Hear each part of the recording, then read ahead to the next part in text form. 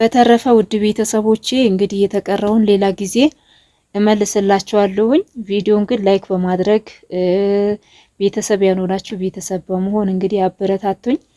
እንግዲህ ያው ትረዱኛላችሁ ብዬ አስባለሁኝ እና የኔ ውድ ቤተሰቦች በተረፈ ሰላማችሁ ይብዛልኝ። ዛሬ እንግዲህ የካቲት 21 ነው እመቤቴ ማርያም ናትና እኛም ይሄ ከቅዳሴ መልስ መጥተን ትንሽ ከሰዓት በኋላ ነው እንግዲህ ይሄንን ሱቅ የከፈትኩት። ትንሽ አረፍ ብዬ ወደ 10 ሰዓት አካባቢ ነው የከፈትኩት። ዝም አየር ካለ ብዬ ነው ማለት ነው። እና በተረፈ ሰላማችሁ ይብዛልኝ። በሌላ ቪዲዮ እስከምንገናኝ ሰላም ነው። በጸሎታችሁ እህተ ገብርኤል ብላችሁ አስቡኝ። ሰላማችሁ ይብዛ። እንግዲህ በአዲስ ቪዲዮ እንመጣለን እንደ እግዚአብሔር መልካም ፈቃድ። ሰላም ሁኑልኝ። እንግዲህ ምናልባት ላይቭም ልገባ እችላለሁ። የተወሰነ ቀን የለሁም እንግዲህ እግዚአብሔር ያውቃል። ለማንኛውም እግዚአብሔር አምላክ እንግዲህ ሁላችንም ባለንበት ሁሉ መጨረሻችንን ያሳምርልን። የልባችን መሻት ቋጠሮቻችን ይፍታልን። እፎይ የምንልበት ህይወትን ምንጨነቅበት ምንሰቃይበትን ሳይሆን እፎይ የምንልበትን ህይወት እግዚአብሔር አምላክ ለሁሉም ለተጨነቀ ለተለያየ ነገር አንዱ ሀብት ይፈልጋል፣ አንዱ ልጅ ይፈልጋል፣ አንዱ ወደ ስደት መሄድ ይፈልጋል፣ አንዱ ደግሞ ልጅ ይፈልጋል፣ አንዱ ደግሞ በሀገሩ መስራት ይፈልጋል። በቃ ብዙ ነው የኛ እንትን እዚህ ነው ተብሎ እንትን አይደረግም ማለት ገደብ አልባ ነው። እና በቃ የሆነ ቤት ሲኖረን መኪና እንላለን፣ መኪና ሲኖረን የሆነ ነገር እግዚአብሔር ጤናችንን አይንፈገን። የቀረውን ነገር ሁሉም ደግሞ የእግዚአብሔር ስለሆነ እግዚአብሔር እንደፈቃዱ ሁሉም ለመልካም ነው ብለን እንድናልፍ ትዕግስተኛ እንድንሆን እግዚአብሔር አምላክ ይርዳን። በተረፈ በጣም ነው የምወዳችሁ፣ በጣም ነው ማከብራችሁ። ሰላማችሁ ይብዛልኝ። እግዚአብሔር ከእናንተ ጋርም ከሁላችንም ጋርም በጸሎታችሁ አስቡኝ። ሰላም ሁኑልኝ እና በቃ በብዛት ነው የምታተርፉበት ማለት ነው። እና ልክ እቃው እንትን ሲል እየሄዳችሁ ትጠይቃላችሁ። ወይም ደግሞ ደንበኛችሁ ካለ ሳሙና ምን ያክል ጨምረዋል፣ ዘይት አስገብታችሁ ከሆነ ዘይት ስንት ገብቷል፣ በየጊዜ ቼክ ማድረግ አለባችሁ ማለት ደንበኛ መኖር አለበት። በዛ ደንበኛችሁ ደግሞ ቼክ ማድረግ አሁን ለምሳሌ ባለፈ ብያችኋለሁ ፓስታ ማለት ነውና 100 ብር ነበረ። ከዛ ከ100 ብር 105 ብር ገባ። ከዛ ቀጥሎ ደግሞ አሁን ያለበት 115 ብር ገባ። እኔ ጋር አሁን 115 ብር ነው። ሌላ ቦታ ላይ ደግሞ 120 ብር ነው ማለት ነው። አስባችሁታል?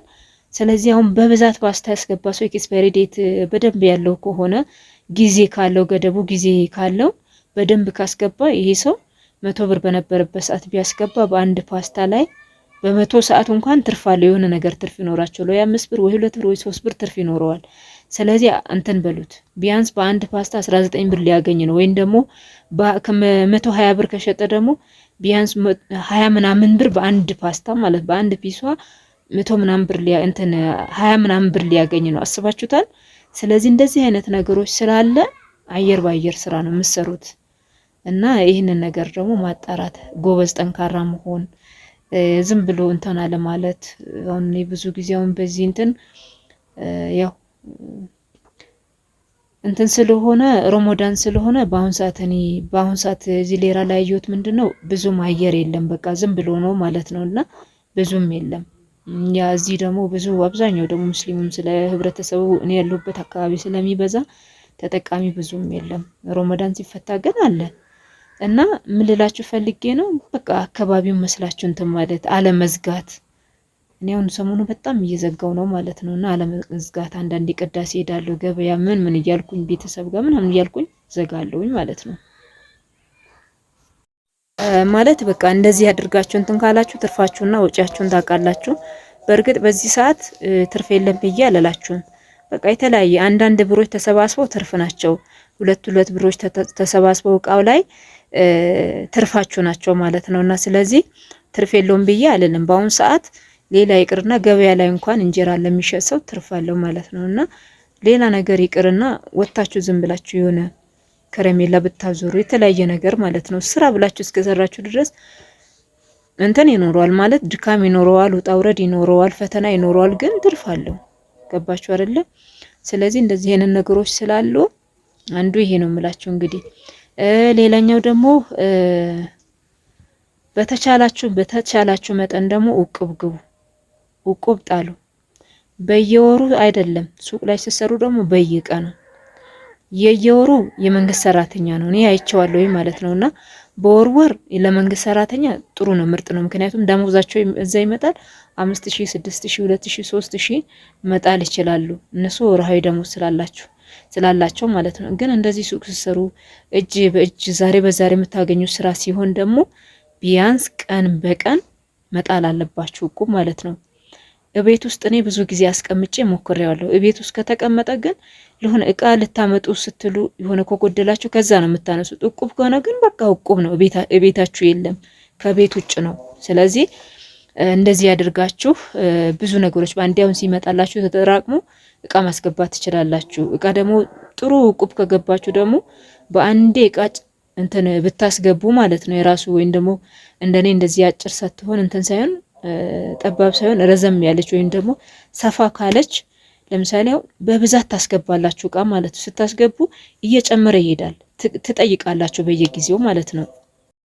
አስታውሽ ያለውኝ ዱቤ መስጠት የለባችሁም። የምታውቁት ሰው እንጂ የማታውቁት ሰው ዱቤ መስጠት የለባችሁም። ምክንያቱም ያው ትከስራላችሁ።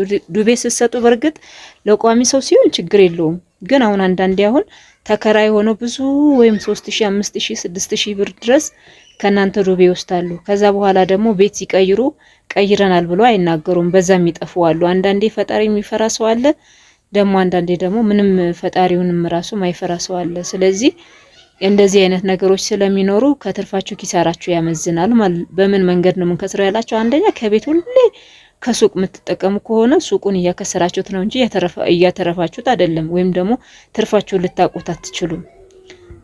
አይ በቃ እኔ ሰርቼ እዛው ለቤትም እዛው ነው መወስተው የምትሉ ከሆነ ደግሞ ልክ ወር በገባበት እንትን ለምሳሌ 1 ኪሎ ጨው የምትወስዱ ከሆነ 1 ኪሎ ጨው ለቤት ብላችሁ ዝርዝር ትጽፋላችሁ ማለት ነው። እያንዳንዱ ብር ራሱ ሳይቀር ለትራንስፖርታችሁ ለምናችሁ ሳይቀር የምትወስዱት ነገር ራሱ የቻለ ደፍተር ላይ አሰፍራችሁ ልክ ማንኛውም ሰው በሱቅ ሂሳብ እንደምትሸጡት አድርጋችሁ መያዝ። ከዛ በኋላ ልክ 6 ወር ምናምን ወይ አመት ሲሆናችሁ ሙሉ ያላችሁን ነገር አንድ ቀን በራችሁን ዝግትግት ታደርጉትና ከዛ የሱቁን እቃ ሙሉ ማለት በሚሸጥበት እንትን እያንዳንዱ ነገር እንትን ትላላችሁ ታሰፍራላችሁ ማለት ነው። ውሃ ምን ያክል ቀረኝ፣ በስንት ነው እንትን የሚለው እያንዳንዱ ሂሳብ ሰርታችሁ ታወጡትና ከዛ በኋላ መጀመሪያ ላይ በስንት ከፍቼ ነበረ አሁን ደግሞ ምን ያክል ነው የሚለውን ማለት እያተረፍኩ ነው ወይስ እየከሰርኩ ነው፣ እያንዳንዱ ለቤትም የወሰዳችሁት ያው እየገዛሁ ነው እየወሰድኩ እንደምትሉት እንደዛ አንድ ላይ አድርጋችሁ ሂሳባችሁን ታደርጋላችሁ። ከዛ በኋላ ትርፋለው የለውም የሚለው ያኔ በቃ ታውቃላችሁ ማለት ነው። ግን በዘፈቀደ ዝም ብሎ ለቤት አሁን እንደኔ ዝም ብሎ ለቤት የምታነሱ ከሆነ በጣም ከባድ። እንግዲህ ያው አመታዊ ሲመጣባችሁ ደግሞ መጀመሪያ ቀደም ብላችሁ ለግብር ብላችሁ በየወሩ ማስቀመጥ ይኖርባችኋል። ለማንኛውም ከፍ ያደርጋችሁ ማስቀመጥ የሆነ ባንኮኒ ነገር ትፈልጉና ወይም ደግሞ ዝግ አካውንት ትፈልጉና ቢያንስ በዛ ላይ ማስቀመጥ በወር ማለት ነው። በአንዴ መጥቶ እንዳትደናገጡ ማለት ነውና ሪዘርቭ ደግሞ ማስቀመጥ ጨመር አድርጋችሁ ማለት ነው። ሌላኛው ደግሞ እንግዲህ እናተርፋለን የሚለው እንግዲህ ኪሳራችንን እንዴት አድርገን እናውቃለን ያላችሁኝ ማለት ነውና ትርፍ ማይኖርበት አንዱ ምክንያት ልንገራችሁ። ትርፍ ማታተርፉበት በርግጥ ትርፍ የለውም አልላችሁም። ዝም ብሎ ተራሱቅ ላይ እንኳን ቢያንስ ራሳችሁ መሆን ትችላላችሁ። የበለጠ ነገር ባታረጉ ባታስፋፉት ራሳችሁ በራሳችሁ እየቻላችሁ ትሄዳላችሁ። ግን ትርፋችሁን ለማወቅ ደግሞ ግዴታ የቤት አስቤዛ ከዚህ መውሰድ የለባችሁም። ሁለተኛ ነገር ደግሞ ዱቤ በጣም ለማታውቁ ሰው ደግሞ በፍጹም መስጠት የለባችሁም።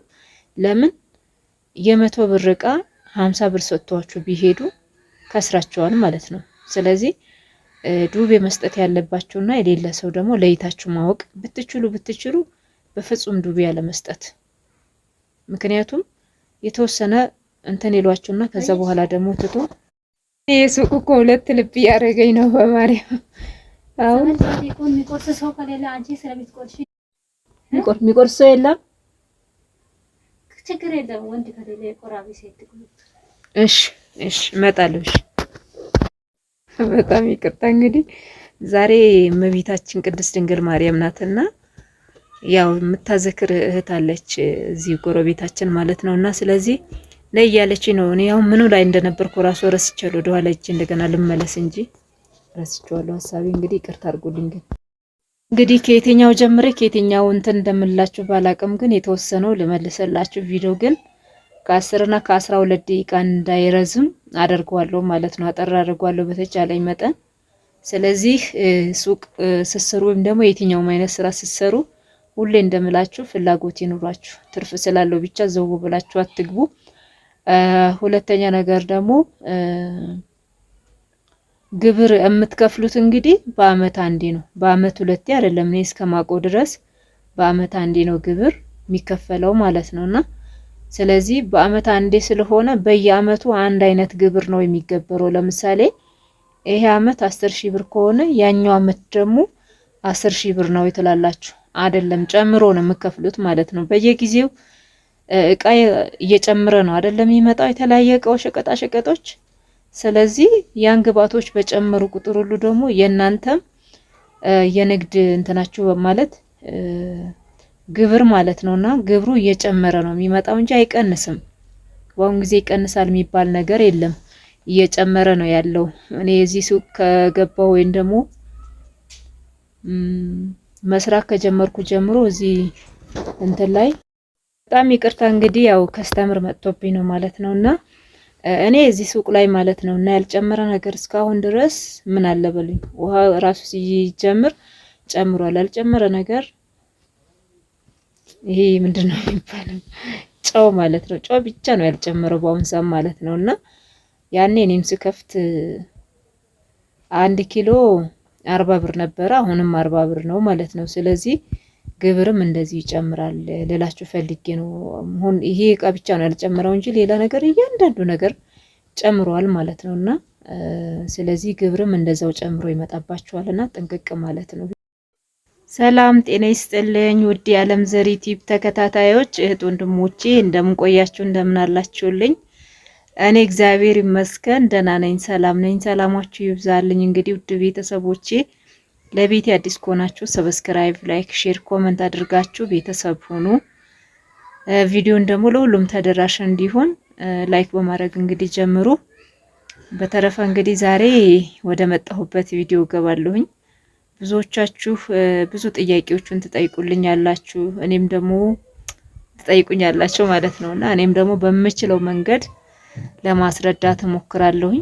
ግን አሁንም ድረስ ትጠይቁኛላችሁ፣ ያዋጣል አያዋጣም፣ እንዴት ነው ግብር ምን ያክል ነው የሚከፈለው፣ እንደገና ደግሞ እንዴትስ ነው ደግሞ ትርፋችን የምናውቀው፣ እንደገና ደግሞ ኪሳራ ቢገጥመን ምንድነው ማድረግ ያለብን፣ ብዙ ጥያቄዎች አንዳንዴ ስልኬ ራሱ ተቀብላችሁ የምታወሩኝ ማለት ነውና ብዙ ጥያቄዎች ነውና ለሁላችሁም ደግሞ እያንዳንዳችሁ በውስጥ መስመር ገብቶ እያንዳንዱ ጥያቄ ለመመለስ በጣም ይከብዳል ማለት ነውና እኔ በተቻለኝ መጠን በውስጥ መስመር የጠየቃችሁኝን ደግሞ በዚህ ቪዲዮ እየሰራው ለቅላችኋለሁኝ።